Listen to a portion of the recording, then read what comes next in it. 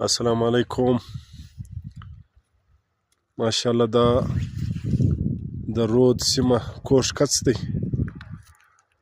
ډېرې زورورې ډېرې ښایستې اوبه روانې دي، سپینې صفا.